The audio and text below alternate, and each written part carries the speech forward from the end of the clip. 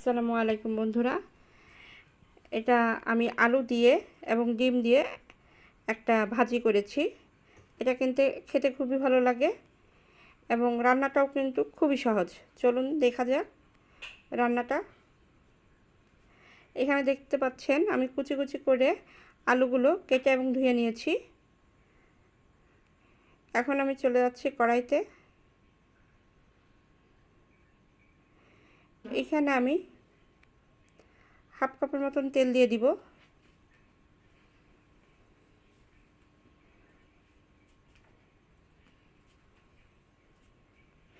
এখানে কেটে রাখা পেঁয়াজ এবং কাঁচামরিচ দিয়ে দিব।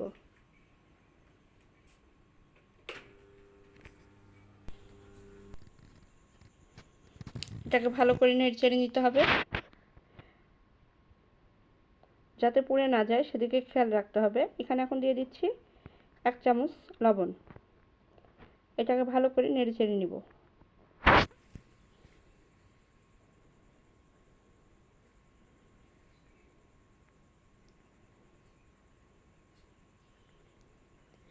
দেখতে পাচ্ছেন বেশ পেঁয়াজটা ভাজা ভাজা হয়ে আসছে।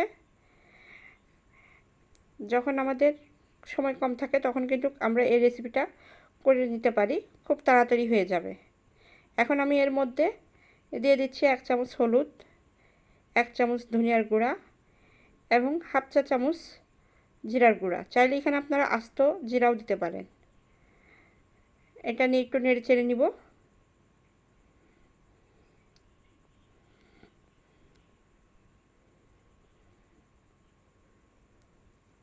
এবং এর মধ্যে এখন আলুগুলো ঢেলে দিব।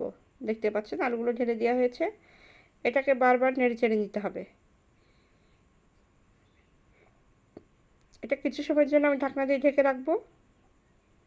কিছু সময় পরে সেই ঢাকনা আমি তুলে নিচ্ছি।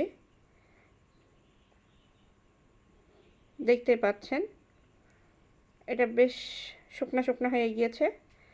এই ক্ষেত্রে চুলার আঁচটা একটু লোতে দিয়ে রাখবেন, আর এটা বারবার কিন্তু নেড়ে নিতে হবে যাতে নিচে লেগে না যায়।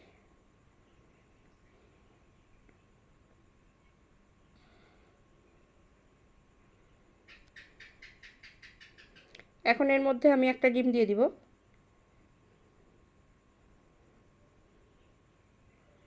এটাকে ভালো করে নেড়ে নিব।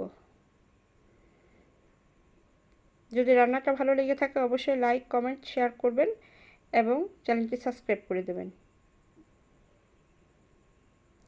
এটাকে আলতো জালে আস্তে আস্তে করে নেড়ে নিতে হবে।